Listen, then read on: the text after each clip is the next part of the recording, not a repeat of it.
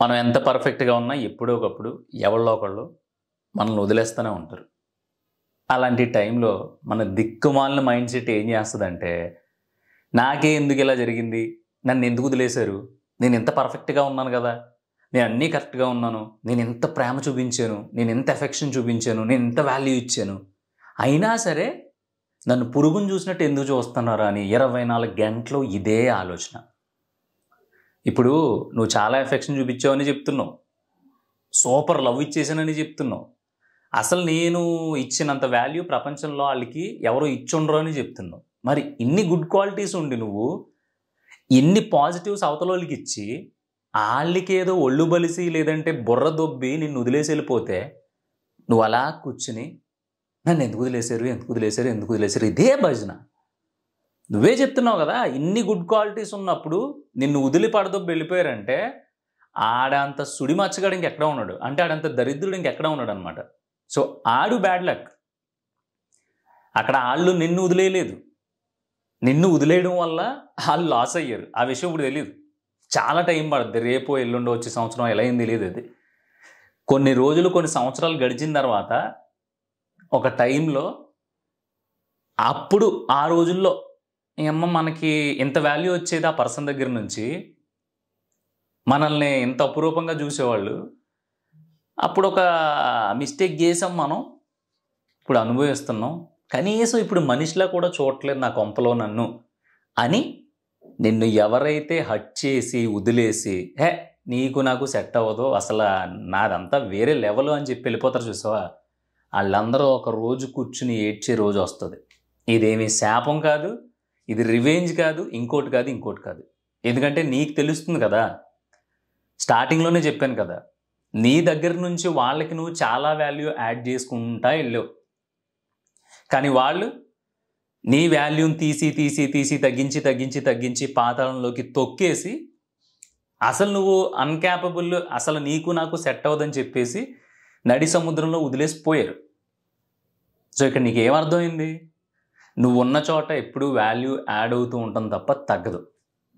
మరి ఇంత తెలిసిన నువ్వు ఖాళీగా కూర్చుని చేసే పనులన్నీ మానేసి లైఫ్ స్టైల్ అంతా నాశనం చేసేసుకుని ఓవర్ థింకింగ్ అనే ఒక దరిద్రాన్ని నెత్తి మీద వేసుకుని ఇంకా ఎప్పుడు అదే ఆలోచిస్తాం కూర్చున్నంత మాత్రాన అవతలోళ్ళకి నీ పెయిన్ కానీ నీ బాధ కానీ రే ఆడు అక్కడే కూర్చుని చాలా ఫీల్ అవుతున్నాడంట్రా, పాపం ఇలా కొంచెం క్లాష్ వచ్చి బ్రేకప్ అయిందంట, లేదంటే కొంచెం క్లాష్ వచ్చి విడిపోయారంట, ఇలా ఎవడో మూడో వ్యక్తి నీ గురించి చెప్పినంత మాత్రాన వాళ్ళు మళ్ళీ కరిగిపోయి వెనక్కి వస్తారని, లేదంటే ఇప్పుడు దాకా నిన్ను అర్థం చేసుకోలేని వాళ్ళు నువ్వు కాళ్ళు గడ్డం పట్టుకొని బ్రతిమలాడి ఇంత చాట భారతం లాంటి మెసేజ్లు పంపించి వాళ్ళు నిన్ను బ్లాక్ చేసేసినా కూడా సిగ్గు లేకుండా కొత్త నెంబర్లు తీసుకుని దాని నుంచి ట్రై చేసి ఒక్క మాట విను, ఒక్క నిమిషం విను, తర్వాత నువ్వు నాతో జీవితాంతం మాట్లాడకపోయినా పర్లేదు అని చెప్పి కాన్వర్జేషన్స్ పెట్టి అక్కడ కూడా చీ కొట్టించుకుని ఇప్పుడు ఈ స్టేజ్లో కూర్చున్నావు కదా.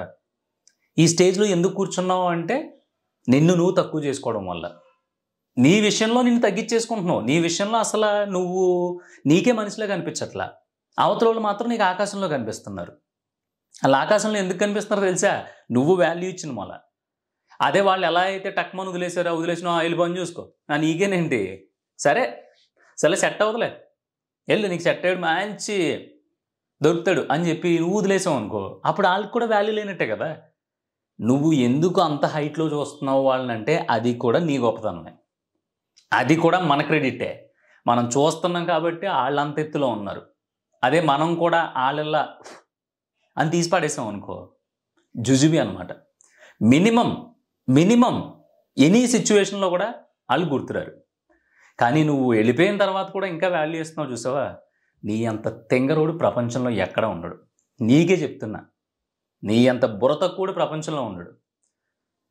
రోడ్డు మీద వెళ్తూ ఉంటావు, లేదంటే ఆఫీస్ ఉంది, ఆఫీస్లో వర్క్ చేస్తూ ఉంటావు, నీ కొలీగ్ ఎవడో గట్టిగా 2-3 మాట్లాడినాడు, నువ్వేం చేస్తావు? లేదు అలా కాదు, నేను మంచోడిని, నేను ఇప్పుడు దాకా బాగున్నాను కదా నీతో, నువ్వు నన్ను అలా అనుకో, నువ్వు నాతో మాట్లాడని బతిలాడుకుంటావా? బతిలాడు కదా, వెళ్ళి పని చూసుకో, ఎక్స్ట్రా చేయకు, మెల్ల జారిపోతాయి అని చెప్తావు. అక్కడ ఉన్న పౌరుషం ఇక్కడ ఎందుకు రావట్లేదు? మళ్ళీ దీనికి ఏదో రీజన్స్ చెప్తావే, ఏంటి లేదు బ్రో అసలు మనం ఇప్పుడు దాకా ఎక్స్పెక్ట్ చేయలేదు, చాలా లైఫ్ ఊహించుకున్నాను అంటే ఊహించుకున్నావు. నువ్వు అక్కడే ఊహించుకుంటే సరిపోద్దా? నువ్వు ఒక్కడవే కళ్ళగనేస్తే సరిపోద్దా? నువ్వు ఒక్కడవే లేదంటే కష్టపడిపోయి ఇదంతా నీ సైడ్ నుంచే జరిగితే జరిగిపోద్దా? దాన్ని ఏమంటారు? వ్యాపారం అంటారు. నువ్వు ఒక్కడవే కష్టపడి, నువ్వు ఒక్కడవే ప్లాన్లు వేసుకుని, నువ్వు ఒక్కడవే ఇన్వెస్ట్మెంట్లు తెచ్చుకుని, నువ్వు ఒక్కడవే కష్టపడి ప్రెజర్ తీసుకుని సక్సెస్ అయ్యేది బిజినెస్. రిలేషన్షిప్స్, ప్రేమలో లేదంటే చుట్టరికాలు, బంధుత్వాలు, తోటకూర ఇవన్నీ ఉంటాయి కదా, ఇవన్నీ 2 సైడ్స్ నుంచి జరగాలి. నువ్వు ఎంత కాంప్రమైజ్ అయినా నేను ఇంకా తొక్కేస్తున్నారు అంటే వీడికి ఇంకే గతి లేదు, మనల్ని ఎంత బతులాడుతున్నాడు, మన దగ్గర ఇలా కుక్కలా పడున్నాడు అంటే వీడికి ఇంకో ఆప్షన్ లేదు అనేది అవతల ఫీలింగ్. అందుకే ఇలాంటి మధ్యలో వదిలేసి వెళ్ళిపోవడాలు, మన దగ్గరికి సెట్ అవ్వదు, నేను వేరే రేంజ్, అసలు నీకు నాకు సంబంధం ఏంటి అని అలా ఎక్కడొస్తాయంటే నువ్వు ఇచ్చిన లోకువ. నువ్వేమనుకుంటావు? చాలా బాగా చూసుకోవాలి అని కోతికి కొబ్బరి చెప్పు దొరికినట్టు నువ్వేదో అపురూపంగా ఫీల్ అయిపోయి, నువ్వు ఎమోషనల్ అయిపోయి ఎక్కడెక్కడో కూర్చోబెట్టేస్తావు వాళ్ళని. వాళ్ళేంటి, నేను ఎత్తి మీద అడిగేసి తొక్కేస్తూ ఉంటారు.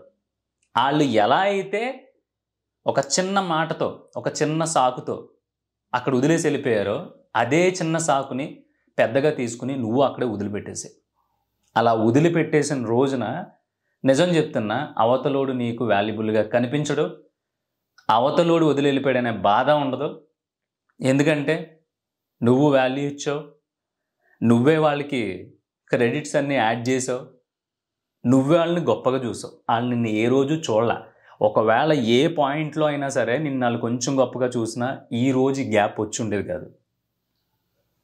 మా నాన్న మనం ఉంటాం, చదవమన్నప్పుడు నా చిన్నప్పుడు బోల్డ్ బూతులు తిట్టుకుని ఉంటున్నాం. అమ్మ మా నాన్న సావదుబ్బెత్తున్నాడు రావు, బొక్కల ఇంట్లో నుంచి వెళ్ళిపోవాలి, వాళ్ళ నాన్న ఉన్నాడు బాగా చూసుకుంటున్నాడు, మా నాన్నేమో 24 గంటలు ఎప్పుడు చూసినా తిట్టడమే అన్నాడు. అలా మన నాన్న మనం బూతులు తిట్టుకున్నాం తప్ప ఎప్పుడు నువ్వు మా నాన్నో కాదు, అసలు నీకు నాకు సంబంధం లేదు, నువ్వు నన్ను తిట్టడానికి నువ్వెవడో ఇలా ఎప్పుడన్నా అనుకున్నావా? ఎందుకు అనుకోలేదంటే మనం ఎంత నాన్న నెగిటివ్ పాయింట్ ఆఫ్ వ్యూలో చూసినా చిన్నప్పుడు లేదంటే టీనేజ్లోనో కాలేజ్ ఏజ్లోనో నాన్న అనే ఎమోషను మనల్ని అలా నిలబెడుతుంది. అలాంటి ఎమోషన్ ఉంది కాబట్టి అన్నిసార్లు తిట్టిన మన నాన్న ఇప్పటికీ మనల్ని, మన బాగుని కోరుకుంటాడు.